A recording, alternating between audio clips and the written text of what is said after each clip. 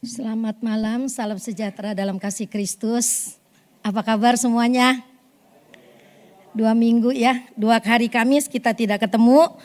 Tapi ada beberapa yang ngikutin doa 10 malam kita bertemu di sana.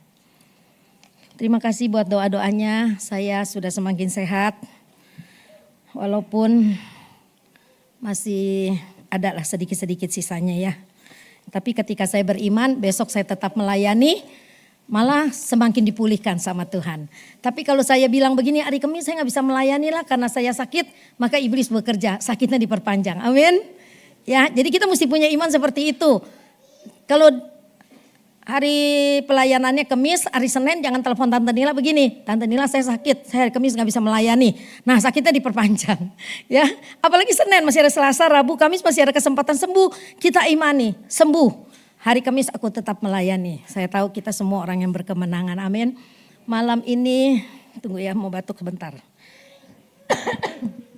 Suka gatel. Malam ini firman Tuhan berbicara tentang seberapa penting peranan Roh Kudus dalam hidup kita. Ada orang yang berpendapat gak usah Roh Kudus, gak apa-apa. Yang penting aku rajin ibadah, aku tidak berbuat dosa. Adakah di dunia ini manusia yang tidak berbuat dosa? Rasanya enggak ada. Seringkali kita berbuat dosa tanpa kita sadari gitu ya. Ketika kita di dalam hati aja nih kita udah iri. Di dalam hati aja nih kita udah benci. Kita udah berbuat dosa tanpa kita sadari gitu ya. Jadi enggak ada orang yang bebas dari dosa. Memang Tuhan sudah selamatkan kita di atas kayu salib. Kematiannya, kebangkitannya, kenaikannya ke surga dan Roh Kudus dikirim itu mempunyai peranan yang luar biasa semuanya. Maka kita harus mengerti seberapa penting peranan Roh Kudus di dalam hidup kita. Ya. Kan peristiwa kebangkitan dan kenaikan Yesus ke surga itu enggak ada dalam cerita agama yang lain. Itu cuma ada di dalam kekristenan kita. Ya. Mati, 3 hari kemudian bangkit. Hari ke-40 dia naik ke surga yang kemarin kita itu lakukan. Terus 10 hari kita menanti di loteng Yerusalem. Seperti yang dilakukan, seperti yang diinstruksikan oleh Tuhan. Menunggu di loteng Yerusalem sampai dipenuhkan Roh Kudus. Murid-murid lakukan yang setia. 500 murid berkumpul, 120 orang dipenuhkan oleh Roh Kudus. Nah, hari yang ke-50 kemarin minggu kita rayakan adalah hari Pantekosta. Ya, hari di mana pencurahan Roh Kudus itu terjadi. Nah, setelah itu ada banyak gerakan-gerakan yang luar biasa di dalam peranan Roh Kudus yang mengurapi orang-orang yang percaya pada waktu itu dan itu sampai sekarang. Sampai sekarang ya. Kita baca ayatnya.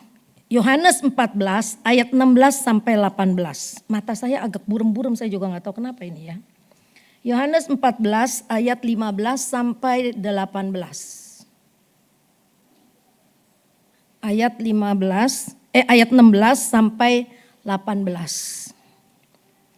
Kita berdiri, kita akan baca sama-sama. 2, 3. Aku akan minta kepada Bapa dan ia akan memberikan kepadamu seorang penolong yang lain supaya ia menyertai kamu selama-lamanya. Yaitu Roh kebenaran, dunia tidak dapat menerima dia. Sebab dunia tidak melihat dia dan tidak mengenal dia. Tetapi kamu mengenal dia sebab ia menyertai kamu dan akan diam di dalam kamu. Ayat 18. Aku tidak akan meninggalkan kamu sebagai yatim piatu. Aku datang kembali. Silakan duduk. Di sini ada sebuah penekanan yang akan saya berikan. Ayat 16. Aku akan minta kepada Bapa dan ia akan memberikan kepadamu seorang penolong yang lain. Yaitu Roh Kudus.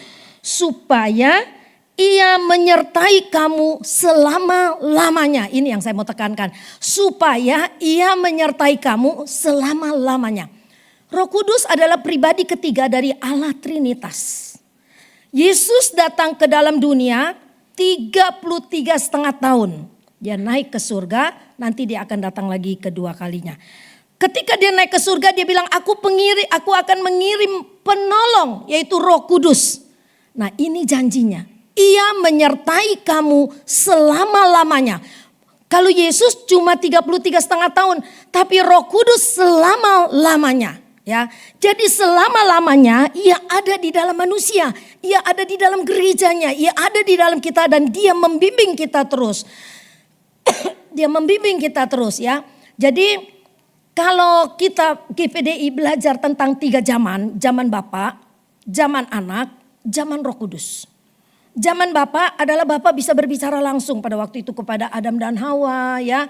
Menampakkan diri kepada Musa dalam nyala api di semak belukar. Itu zaman Bapa. Bapa dan nabi-nabi orang-orang yang diurapinya berbicara langsung. Zaman Anak adalah ketika Yesus lahir sampai dia disalibkan. Itulah zaman Anak di mana Yesus berperan. Menjadi seorang manusia. Untuk memberikan sebuah teladan untuk menyampaikan kasih Allah, belas kasihan Allah seperti yang Yesus lakukan. Sebab kalau dia tidak berinkarnasi menjadi manusia, semuanya menjadi seperti mimpi. Benar apa enggak Allah? Maka dia berinkarnasi menjadi manusia, dia menderita seperti kita. Dia juga disakiti seperti kita. Jadi dia merasakan semua dan dia memberikan contoh, dia tidak berdosa di atas segala penderitaan. Itu zaman Anak. Zaman Roh Kudus ketika Yesus naik ke surga, dia kirim Roh Kudus. Dari situlah zaman Roh Kudus berperan di akhir zaman. Sampai nanti Tuhan datang lagi kedua kali. Jadi kita nih hidup ada di zaman Roh Kudus. Penting gak menurut kita semua zaman Roh Kudus itu? Sangat penting. Kenapa? Karena Roh Kudus itu menggantikan posisi Yesus Kristus. Dia yang akan menolong kita, dia yang akan membimbing kita, dia yang akan mengingatkan kita, dia yang akan menasehati kita. Dia yang selalu akan ada di hati kita. Jadi dia sebuah pribadi yang diam di dalam kita. Bukan berbeda dengan Yesus, dengan Allah, tapi masing-masing punya peranannya. Allah Trinitas itulah kemahaesaan Tuhan. Ketritunggalan Tuhan. 3 tapi menjadi 1. Semua berperan dengan indah ya. Dalam bahasa Yunani ada yang sering kita dengar parakletos. Parakletos artinya yang memberi, yang menasehati, yang menghibur, yang mendampingi kita. Terus kalau para aja kan parakletos. Kalau para aja dia ada di sebelah, dia ada di pinggir kita. Jadi ketika kita didampingi oleh Parakletos atau Roh Kudus itu, maka dia ada di sekitar kita. Dia ada dari luar, dari dalam, dia menopang dari bawah dan dia melindungi kita dari belakang. Luar biasa, itu peranan Roh Kudus. Nanti kita lihat bagaimana Roh Kudus berperan dalam diri Yesus, bagaimana Roh Kudus berperan dalam diri saya dan dalam diri saudara. Itulah Parakletos yang dikirim Tuhan melindungi kita. Kapan? 30 tahun? 50 tahun? Selama-lamanya. Itu janji firman Tuhan. Amin. Ingat, selama-lamanya Roh Kudus akan mendampingi kita sampai Yesus datang kedua kalinya. Nah, kalau kita lihat kemarin kampanye pemilihan presiden atau kampanye, tentu Anda kenal dengan, tahu dengan Mayor Teddy yang sangat viral pada waktu itu. Coba ada yang gak tahu gak? Mau bertanya siapa Mayor Teddy? Ada juga yang geleng-geleng gak tahu. Kalau yang buka TikTok pasti tahu. Dia pengawal Prabowo. Waduh sampai digandrungin ibu-ibu. Karena apa? Matanya katanya gitu ya. Selalu ada di dalam setiap gerakan Prabowo. Dia gak pernah kemana-mana matanya. Sehingga Prabowo keringatan aja ada dikasih tisu. Prabowo begini, wah begitu. Ya, itu Mayor Teddy. Yang katanya melindungi Prabowo sedemikian rupa. Roh Kudus lebih daripada itu, amin. Jangan terkagum-kagum dengan Mayor Teddy yang menurut saya tidak handsome. Asik. Tapi ibu-ibu semua berbilang, wah handsome, saya bingung. Dah ya, memang penilaian orang berbeda-beda. Kalau gagah ya iya gitu ya. Roh Kudus lebih dari itu, dia memperhatikan kita. Dikatakan dari atas, dari bawah, dari luar, dari dalam. Dia melindungi kita dari belakang. Dia menopang kita seluruh kehidupan kita. Tinggal kita bagaimana meresponi Roh Kudus itu. Percaya ke Anda? Atau kita abaikan? Jangan, karena kita hidup di zaman akhir di mana Roh Kudus itu berperan. Disitulah kita harus dekat kepada Roh Kudus. Maka diberikanlah kesempatan 10 hari untuk kita doa secara khusus supaya kita dipenuhi dengan Roh Kudus. Lalu sekarang udah habis, saya belum dipenuhkan. Bisa doa di rumah, makanya harus ada waktu khusus buat kita berhubungan dengan Tuhan ya. Nah, tadi Yohanes 14 ayat 16 pembukaan, kita lihat di dalam 1 Yohanes 2 ayat 1. Di situ Parakletos disebut advokat ya. 1 Yohanes 2 ayat 1 berkata gini, anak-anakku, hal-hal ini kutuliskan kepada kamu supaya kamu, aduh mata saya kok buram ya. Supaya kamu jangan berbuat dosa. Namun jika seorang berbuat dosa, kita mempunyai seorang pengantara pada Bapa, yaitu Kristus, Yesus Kristus yang adil. Kita mempunyai seorang pengantara. Di dalam bahasa Inggrisnya ditulis we have an advocate with the Father Jesus Christ the righteous. Jadi Parakletos atau Roh Kudus itu disebut juga pengacara kita loh. Pembela kita. Di pengadilan, nanti kan ada pengadilan. Dan di dalam kitab Wahyu di situ ada di mana iblis mendakwa anak-anak Tuhan. Kita perlu lawyer, kita perlu pengacara, yaitu Roh Kudus. Maka sebagai umat Allah kita punya 2 pembela. Di bumi Roh Kudus jadi pembela kita. Dia menyampaikan segala keluhan kita kepada Bapa. Ketika kita gak bisa berdoa, kita cuma menangis. Roh Kudus menyampaikan, oh Ibu Nila sedang sedih. Ibu Nila sedang perlu sesuatu. Roh Kudus menyampaikan kepada Bapa.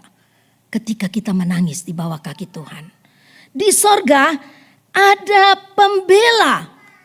Roh Kudus, Yesus Kristus menghadap kepada Bapa di surga untuk membela perkara kita. Oh, dia orang yang setia. Dia pelayan yang setia. Dia umat yang setia ya. Jadi komplit banget hidup kita ini sebagai umat yang percaya kepada Kristus. Apa peranan Roh Kudus di dalam pelayanan pribadi Yesus? Kita lihat di sini peranan Roh Kudus di dalam pribadi Yesus.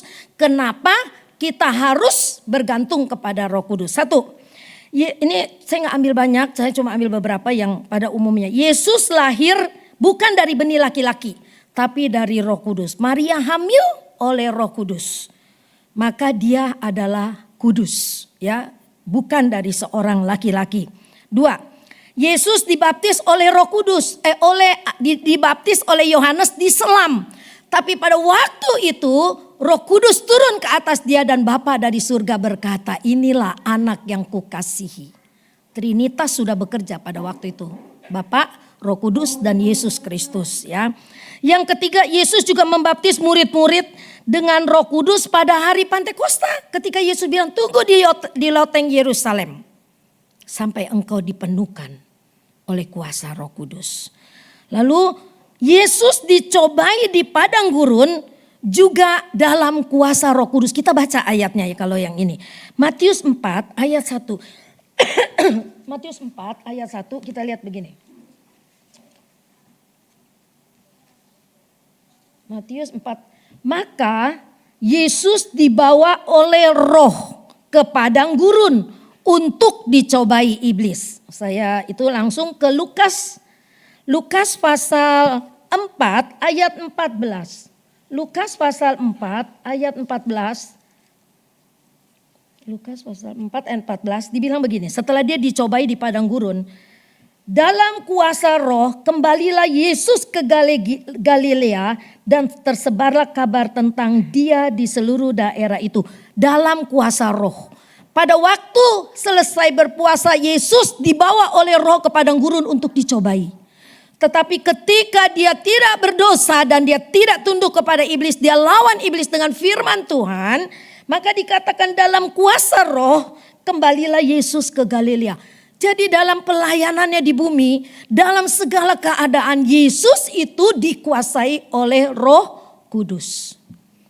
Lalu kita bertanya, dalam perjanjian lama apakah ada Roh Kudus? Ada. Cuma di dalam perjanjian lama dikatakannya bukan Roh Kudus, Roh Allah. Roh Allah melayang-layang. Kejadian 1 ayat 2. Ya, kita lihat sebentar, Kejadian 1 ayat 2 dikatakan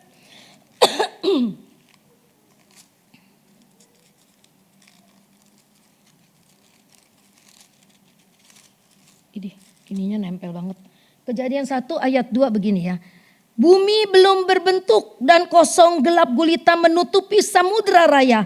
Dan roh Allah melayang-layang di atas permukaan air. Jadi itu Roh Kudus. Roh Allah melayang-layang. Ada banyak lagi ayat-ayat perjanjian lama di mana Yesaya paling banyak mengatakan tentang roh Allah, roh Allah, roh Allah ya. Jadi roh Allah bukan hanya ada di perjanjian baru tapi dari perjanjian lama sudah ada Roh Kudus itu ya. Lalu apa peranan Roh Kudus dalam hidup kita? Nah ini yang kita harus merefleksikannya ke dalam diri kita. Perlukah kita pengurapan? Anda yang melayani nih dikasih tugas nih ya untuk jadi WL, berdoa, main musik, singer, atau LED. Ngerasain gak kalau ada urapan Allah? Ngerasain gak? Kalau dalam persiapan kita berdoa, kita sungguh-sungguh, apalagi masih seminggu nih, udah ada tuh pujian-pujian di hati kita. Itu Roh Kudus sudah memimpin kita. Nanti hari ini ada pujian apa, aku mau nyanyi ini gitu-gitu. Sampai pada hari H-nya kita berdoa, itu ada pengurapan Roh Kudus. Ketika Anda diurapi, jemaat akan merasakan pengurapan itu. Lagu itu bisa menyentuh hati orang-orang yang Anda ajak bernyanyi. Maka selalu saya bilang berdoa, berdoa. Saya kalau mau bawa firman Tuhan tuh ya bisa lagi tidur aja mikirin tentang firman. Apa Tuhan? Tuhan saya mau bicara ini, coba Tuhan bukakan gitu. Kadang-kadang saya kasih judul dulu ke Tuhan. Tuhan saya mau ini bukain, gak terbuka. Oh saya tahu Tuhan gak mau judul itu. Saya besoknya bisa mikir lagi Tuhan yang ini ya gini. Terbuka, saya tahu ini Tuhan menyertai. Belajar terus buka. Referensi, buku lah segala macam lah. Itu nyambung semuanya Nah itu pengurapan Roh Kudus seperti itu. Itu harus terjadi dalam kita. Jadi kalau Anda bernyanyi solo aja ya, kalau betul-betul ada pengurapan Tuhan, itu roh bekerja dengan luar biasa. Teman saya namanya Yohanes, agamanya Buddha. Coba, mamanya bisa pilih salah nama ya, menurut kita. Tapi ternyata dia udah dipilih Tuhan sejak dari nama itu. Agama Buddha yang taat. Artinya tiap hari ngebersihin meja sembahyang, nyediain semua hio apa untuk sembahyang. Tapi sekarang dia jadi orang Kristen. Kenapa? Setiap hari Selasa di kantornya ada persekutuan doa. Terus dia senang sama lagu-lagu yang dinyanyikan. Nah dia mengenal Yesus, akhirnya tertarik untuk mengiring Yesus dari lagu yang dia dengar setiap Selasa. Padahal dia tidak ikuti ibadahnya karena dia agama Buddha. Simple banget sebetulnya ya, Allah bekerja. Yang penting kita tahu cara Allah bekerja seperti itu gitu ya. Nyanyi sungguh-sungguh, keluar dari dasar hati, memimpin pujian, sungguh-sungguh berdoa. Jangan pikir kita pinter, suara kita bagus, aku handle semuanya. Emang gak salah, tapi kalau gak ada pengurapan semua kosong. Walaupun pujian, kita pikir hanya firman yang bisa menyentuh orang datang, tidak. Doa juga bisa membawa orang untuk datang kepada Tuhan.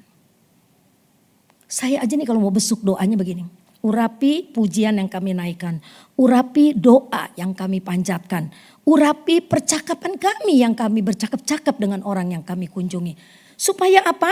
Dengan pengurapan Roh Kudus itu ada sentuhan-sentuhan. Orang bisa rasa nyaman berbicara dengan kita. Orang merasa berbahagia ketika kita nyanyi. Orang merasa diberkati kita berdoa. Makanya kalau besok tidak doa syafaat jemaat di mana negara Indonesia, enggak. Kita doa buat orang yang kita kunjungi. Kalau untuk makan jangan doa untuk mau naik kereta lah, mau terbang lah, doa lah buat makan gitu ya. Ada orang tuh doa begitu, aduh ilah saya pikir-pikir ya ampun. Ada orang yang mestinya doa firman, dia doa lagi dari awal sampai yang udah didoain dia doain lagi gitu. Jangan ya, jadi akhirnya orang jenuh dengan doa kita tidak jadi berkat. Pengurapan Tuhan itu penting tadi yang dikatakan Parakletos itu. Dia menasehati, dia memberi, dia menghibur dan dia membimbing kita, dia mendampingi kita. Ketika engkau tidak mampu, dia mampukan. Kalau awal-awal untuk kita melayani itu memang berat. Berdoa sungguh-sungguh sampai tidak mampu jadi mampu. Ketika kita udah pinter, kendor doanya. Saya harap jangan seperti itu ya. Anda yang dipercaya untuk melayani pekerjaan Tuhan. Jangan kendor doanya. Walaupun banyak masalah, walaupun banyak. Tadinya nih kemarin aja saya udah pikir, aduh Tuhan kalau saya ngomong batuk melulu repot ya. Terus ini kemarin hidung sampai perih karena ini meler terus gitu ya. Terus ya udahlah, kasih hamba Tuhan yang lain dah untuk bawa firman. Tapi ketika hari Rabu itu Samuel tanya saya, tante bisa melayani enggak? Saya jawab dengan tegas bisa. Ketika saya bilang bisa itu ya, ini melernya berhenti loh. Batuknya berkurang sehingga saya makin giat. Oh iya Tuhan, saya tetap melayani, saya mau belajar. Bukan sok pinter gitu, bukan. Karena saya gak mau kalah sama iblis. Iblis mau menghalangi kita, jangan sampai kita melayani. Itu yang harus saya tekankan kepada saudara semua. Maka peranan Roh Kudus itu biarkan dia bekerja di dalam dirimu, di dalam hatimu, ya, di hidupmu, di ucapanmu.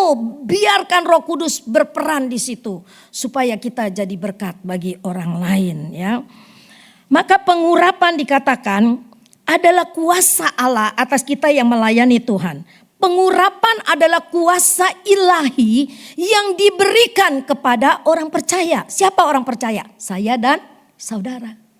Itu diberikan oleh Tuhan, maka cari dan dapatkan. Jangan abaikan. Kita gak usah pusing, gereja lain kok enggak, gak usah pusing. Yang penting firman Allah. Firman Allah memang seperti itu. Ada ayatnya, tunggulah di loteng Yerusalem sampai kau dipenuhkan oleh Roh Kudus. Sekarang kita lanjut ya. Pengurapan itu penting, kenapa?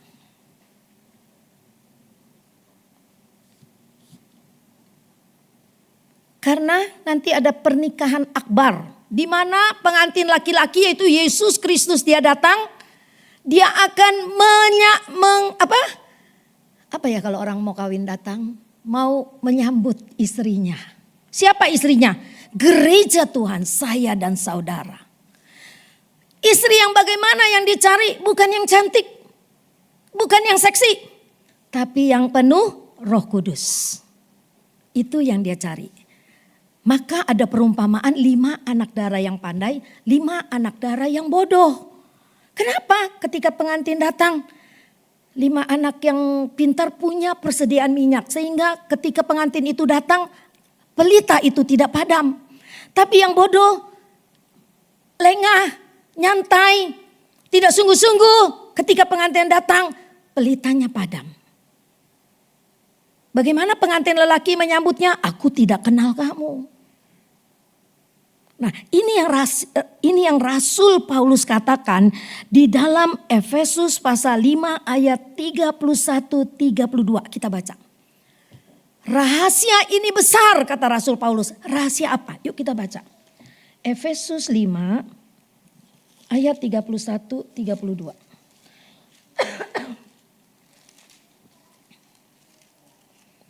Efesus 5 ayat 31-32. Berkata begini, sebab itu Laki-laki akan meninggalkan ayahnya dan ibunya dan bersatu dengan istrinya. Sehingga keduanya itu menjadi satu daging. Ayat 32, rahasia ini besar. Tetapi yang aku maksudkan ialah hubungan Kristus dengan jemaat. Rahasia ini besar maksudnya adalah hubungan Kristus dengan jemaat bukan seperti hubungan bapak dengan anak. Beda kasihnya. Rahasia ini besar. Yang Rasul Paulus maksudkan adalah hubungan Kristus dengan jemaat itu seperti hubungan suami istri. Bukan jorok ya. Hubungan suami istri begitu dekat dan ehad bahasa Ibraninya. Dia menyatu menjadi satu tubuh. Berarti kita harus dekat banget sama Tuhan. Untuk menjadi mempelainya Kristus.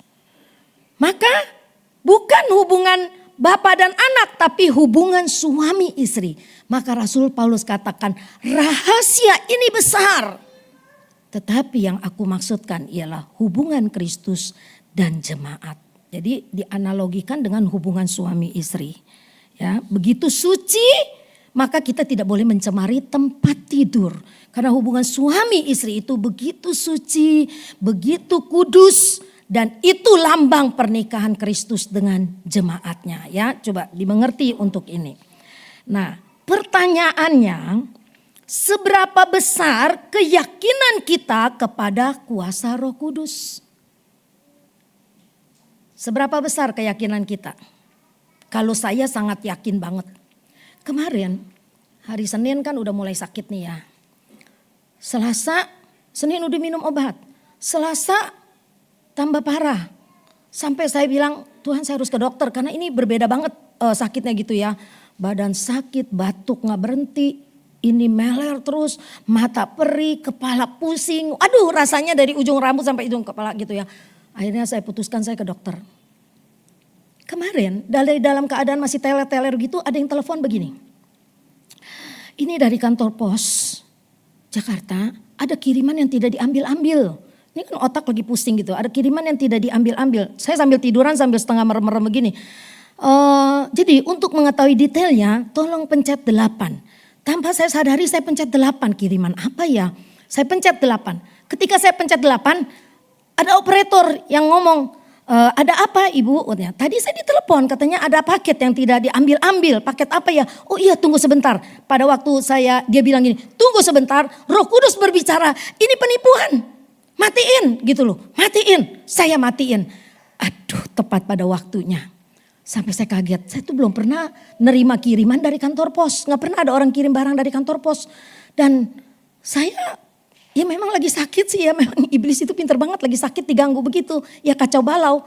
Saya telepon Robert, kata Robert tante udah ikutin belum instruksinya? Belum, baru 1 pencet angka 8. Gitu kan, saya takut kan ya, terus saya udah kata Robert blokir semua gitu ya. Tapi saya belum blokir, saya pindah-pindahin aja ya. Uang yang sedikit kalau diambil dia kan sakit hatinya luar biasa ya. Tuhan yang sedikit pun aku gak rela kasih dia ya. Jadi aku cepet pindah-pindahin gitu kan, ada rekening yang gak pakai m-banking gitu, aku pindahin. Gak rela Tuhan sedikit pun hilang kata saya, ini berkat dari Tuhan gitu ya. Ntar lagi tante cek ya, m-bankingnya bisa digunakan gak? Puji Tuhan masih bisa, saya tinggalin 100.000 kalau gak salah. Terus masih bisa digunakan, terus saya bilang Tuhan lindungilah uang saya yang cuma sedikit Tuhan. Tapi itu cukup buat saya gitu ya. Akhirnya puji Tuhan sampai hari ini gak ada apa-apa. Tepat pada waktunya. Roh Kudus berperan dan saya yakin, amin. Saya juga yakin, tapi kita memang harus peka ya. Walaupun sakit kita jangan kendor. Jangan kendor doanya walaupun sakit. Di tempat tidur pun kita bisa terus memuji Tuhan. Makanya selalu saya ingatkan mau tidur nyanyi. Nyanyi lagu-lagu rohani. Bangun tidur ada pujian. Pujian itu merupakan doa. Setiap hari saya seperti itu dapat pujian aja. Yang gak pernah saya nyanyiin tiba-tiba bisa timbul di hati. Ini peranan Roh Kudus di dalam kehidupan kita. Ada satu teman. Orang Palembang kawin dengan orang Tangerang gitu ya. Bukannya Ferry Pua ya. Ini teman di Jakarta gitu ya. Itu suaminya kerasnya luar biasa. Keras luar biasa. Dan sedikit sombong. Istrinya tertekan. Dia suka curhat sama saya. Sama-sama pemuda-pemudi masih di Gang TSS gitu ya, Jembatan 5. keras. Tapi istrinya itu setia luar biasa sama Tuhan. Gereja kami kan kecil, 2 rumah dari rumah saya. Istrinya tiap Sabtu pasti datang ke gereja. Ngepel, nyapu, beresin kursi. Nggak pernah disuruh. Dan dia nggak mau digantikan orang lain. Terus dia lakukan itu. Orangnya sederhana, padahal cantik banget teman saya itu. Lalu emang dia berdoanya setahun 2 tahun? Enggak, puluhan tahun dari anaknya kecil sampai anaknya gede. Dia harus menghadapi suaminya yang keras dan pelit luar biasa. Tapi dianya pinter nyimpan duit, dianya juga pinter ngirit. Jadi walaupun dikasih pas-pasan dia bisa mencukupi semua kebutuhan rumah tangganya gitu ya. Suaminya enggak main gila, cuma memang karakternya seperti itu. Lalu doanya sia-sia enggak kira-kira? Enggak. Satu kali suaminya bersaksi kepada saya.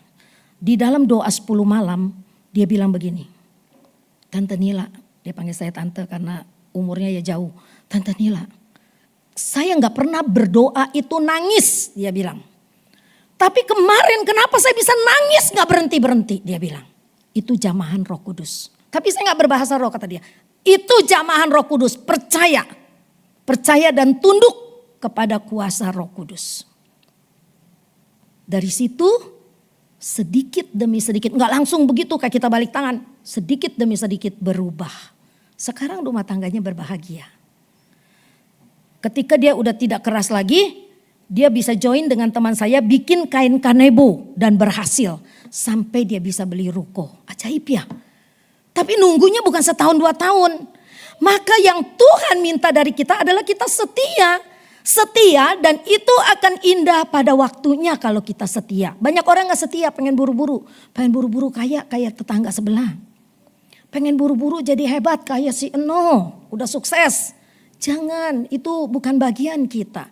Tapi udah waktunya sabar, setia, taat sama Tuhan.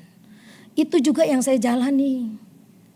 Ada banyak perkara yang harus saya lalui. Tuhan, saya mau setia aja. Saya mau buang diri di ladang Tuhan. Melayani pekerjaan Tuhan. Dengan keadaan begini saya mau. Dan saya komitmen saya tuh saya jaga. Dulu guru sekolah minggu saya bilang gini. Saya lagi remaja. Emang cengeng, tukang nangis. Kalau doa nangis melulu gitu. Gak tahu apa yang ditangis itu. Sekarang saya suka mikirin. Apa yang dulu gua tangisin gitu ya.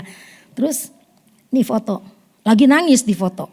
Aku pengen lihat nih nanti, kamu sampai kapan, guru sekolah minggu saya nantang saya kayak gitu. Nanti aku pengen lihat nih, kamu masih setia gak nih? Sampai sekarang puji Tuhan masih setia, amin.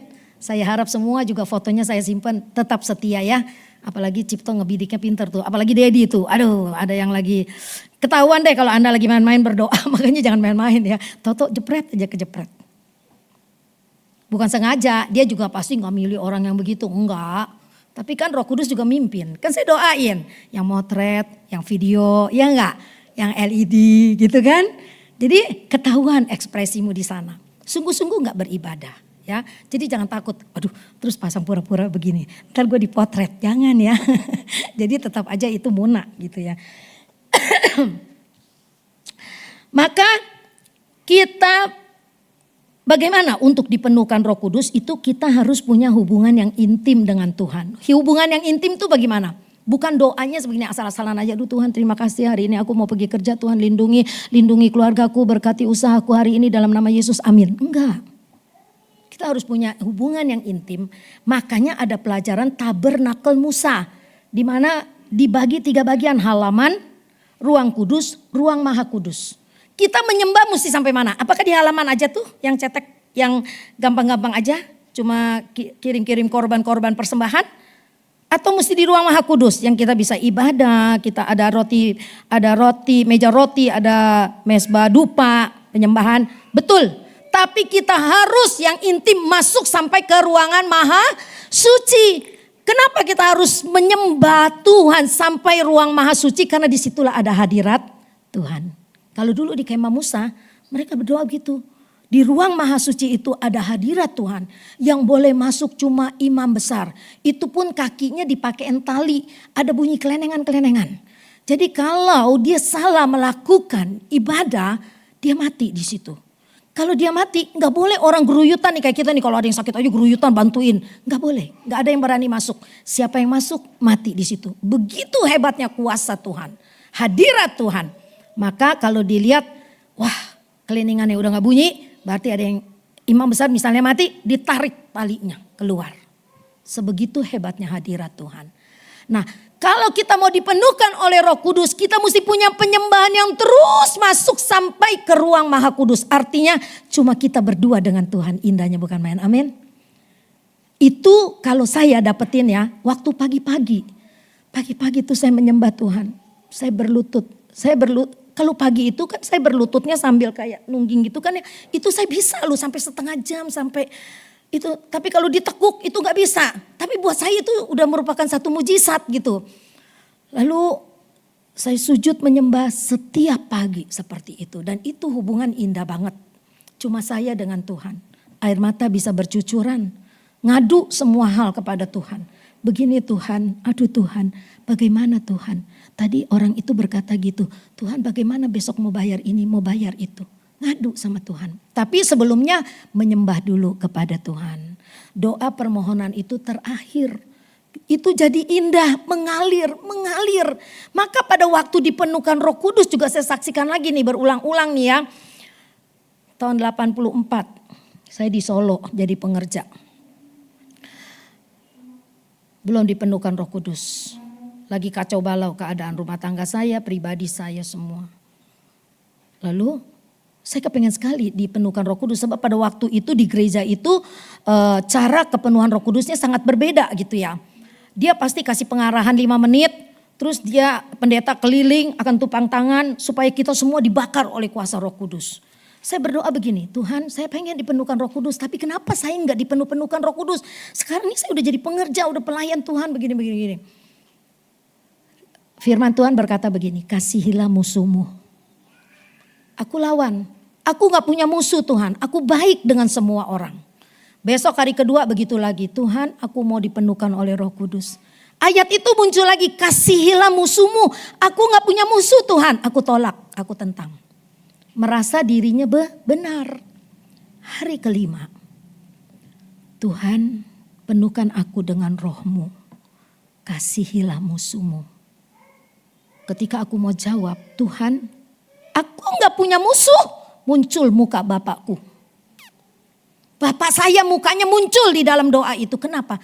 Saya langsung sadar, saya langsung menangis luar biasa. Ternyata selama ini aku tidak sadar aku benci Bapakku.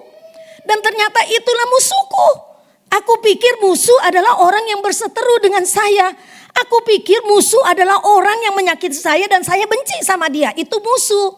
Tapi kata Tuhan ketika engkau benci kepada orang atau apalagi bapakmu di hatimu, itu musuh.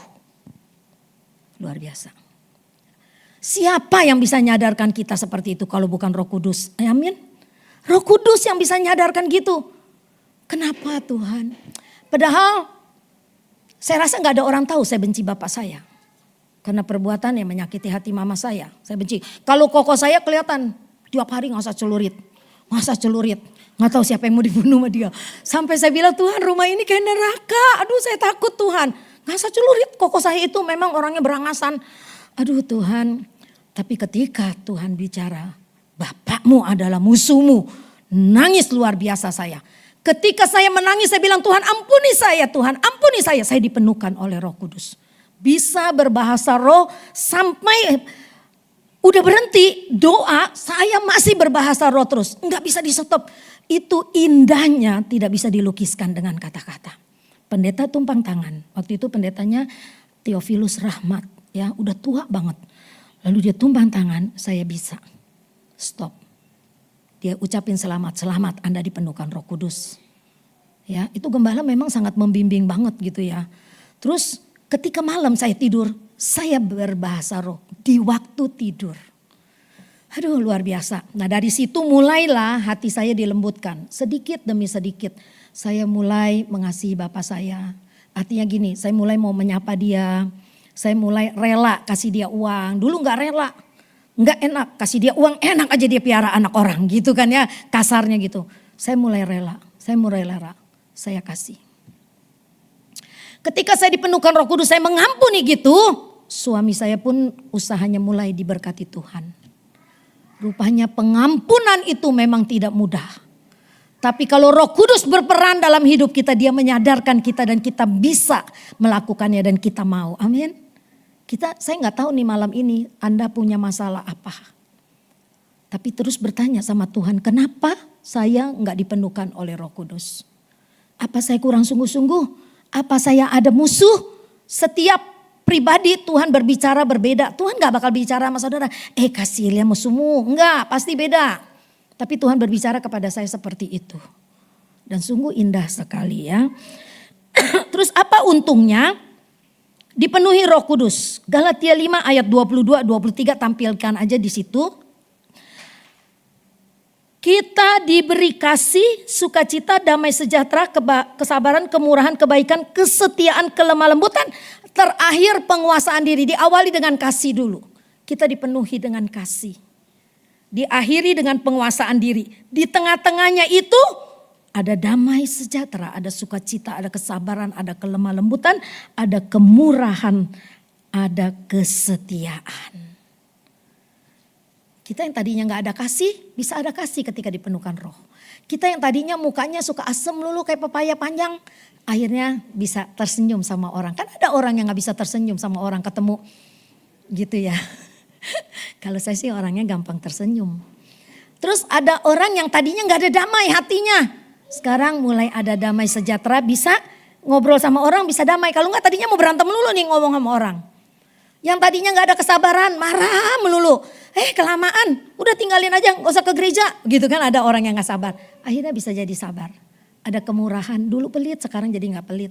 Ada kebaikan ya, dulu gak bisa memberi sekarang bisa memberi gitu ya. Ada kesetiaan, dulu gak setia sekarang aku mau setia, amin. Saya bisa lihat nih semua yang setia ya. Yang rada kurang setia, setialah ya. Yang sudah setia, lebih lagi setia lagi karena gak bakal rugi ya. Udah pasti untung. Yang terakhir.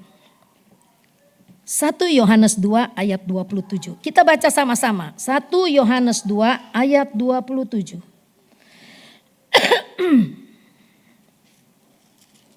1 Yohanes 2 ayat 27. 1, 2, 3. Sebab di dalam diri kamu tetap ada pengurapan yang telah kamu terima daripadanya. Karena itu tidak perlu kamu diajar oleh orang lain. Tetapi sebagai pengurapannya mengajar kamu tentang segala sesuatu. Dan pengajarannya itu benar, tidak dusta. Dan sebagaimana ia dahulu telah mengajar kamu, demikianlah hendaknya kamu tetap tinggal di dalam dia. Katakan amin. Ada kata-kata yang bilang begini. Karena itu tidak perlu kamu diajar oleh orang lain. Ini banyak orang yang bertanya. Jadi kita gak perlu belajar dong. Nah, ini saya mau jelaskan sedikit. Kenapa ayat itu berkata, kamu tidak perlu lagi diajar oleh orang lain. Ketika kita yakin kepada Roh Kudus itu memberikan kepada kita kekuatan, pengertian. Kita baca deh ayat, satu lagi. Yesaya 11 ayat 2. Kita lihat Yesaya bicara apa tentang Roh Allah itu. Yesaya 11 ayat 2. Nah, nih lihat nih ya. Yuk, Yesaya 11 ayat 2. Roh Tuhan akan ada padanya. Roh hikmat dan pengertian. Roh nasihat dan keperkasaan. Roh pengenalan dan takut akan Tuhan. Jadi roh Tuhan, Roh Kudus ketika ada di dalam kita, maka dia akan memberikan hikmat. Dia akan memberikan pengertian. Dia akan memberikan nasihat. Dia memberikan keperkasaan. Dan dia memberikan roh pengenalan dan takut akan Tuhan. Jadi komplit banget, benar gak? Nah, ketika engkau yakin Roh Kudus ada di dalam dirimu. Dan engkau mengerti, sering baca firman dan mengerti. Sering baca firman, lalu nanti firman itu menjadi rema, artinya begini. Ada sebuah peristiwa, terus kita berkata, iya betul firman itu berkata segala sesuatu akan indah pada waktunya. Nah itu dia menjadi rema di dalam kehidupan kita. Kayak sekarang pengajaran apa yang sekarang ini? Kristen progresif. Kan dia bilang, Alkitab sudah tidak relevan lagi dengan Firman Tuhan tidak relevan lagi dengan keadaan zaman sekarang. Teknologi yang semakin maju, ya kan? Tinggal klik, Anda sudah bisa khotbah, nggak usah pengertian lagi. Nah, inilah yang dikatakan begini. Kalau kita doktrinnya kuat, Roh Kudus ada di dalam kita, ajaran yang begitu nggak akan menggoyahkan kita. Amin. Gak ada yang berani bilang amin. Yakin, amin. Kalau Roh Kudus ada di dalammu, ada roh pengertian, ada roh nasihat, ada roh hikmat, ada roh pengenalan, ada roh takut akan Allah, dan roh keperkasaan. Pengajaran yang bukan dari Tuhan, kita pasti tahu itu bukan dari Tuhan. Apalagi Kristen progresif, dia bilang ini tidak relevan lagi dengan dunia yang sekarang. AI. Artificial intelligence itu lebih pintar daripada manusia. Manusia belum sempat bisa memberikan jawaban, AI sudah bisa memberikan jawaban. Tapi kalau ada doktrin Roh Kudus di dalam hati kita, enggak tergoyahkan. Tetap firman Allah, Alkitab itu adalah yang benar dan dia tidak berubah dulu, sekarang dan sampai selama-lamanya. Berapa ribu tahun ini firman Tuhan? 2000 tahun lalu. Tapi kenapa firman yang kalau kita tidak hayati, dia hanya sebuah tulisan. Tapi karena kita percaya tulisan itu hidup di dalam kita dan dia bekerja. Mujizat ada setiap hari terjadi dalam kehidupan kita. Itu doktrin Roh Kudus. Maka kita perlu Roh Kudus di dalam hati kita. Itu penting banget Roh Kudus. Supaya Anda tidak goyah, tidak tergoyahkan oleh berbagai-bagai ajaran sesat saat ini. Ya, serem sekali memang kalau kita baca, baca lagi, ngeri lagi, semua ngeri. Tapi terus pegang Roh Kudus, minta roh nasihat, minta roh hikmat, roh pengenalan, roh takut akan Tuhan. Ya, dan itu yang firman Allah katakan, tidak perlu orang lain ajar, tapi Roh Kudus sendiri yang mengajar kepada kita. Oh, itu tidak benar, diberikan kepekaan seperti saya tadi waktu di telepon, Roh Kudus bilang matiin. Kalau enggak, katanya saya diinstruksikan pencet ini pencet itu, dalam keadaan kurang sehat aku bisa kayak kerbau dicucuk hidungnya. Iya enggak gitu. Tapi Roh Kudus dia menyadarkan, matiin penipuan, puji Tuhan. Saya tahu Anda semua masih banyak pengalaman, jangan abaikan Roh Kudus, terus mendekatkan diri kepada Tuhan sampai engkau dikuasai oleh Roh Kudus. Amin, puji Tuhan. Kita akan berdoa. Roh Kudus, kau hadir di sini. Petrus setelah diurapi di loteng Yerusalem, sekali berkhotbah 3.000 orang bertobat. Dikatakan bayangannya aja bisa menyembuhkan orang sakit. Berdiri ada bayangan kayak Samuel lewat, ada bayangan begini. Dia sembuh yang sakit, itu Petrus. Kuasa supranatural itu sudah ada dari dulu. Paulus, sapu tangannya dipinjam bisa menyembuhkan orang sakit. Itu pengurapan Roh Kudus, luar biasa. Ayo kita berdiri sama-sama, kita nyanyikan lagu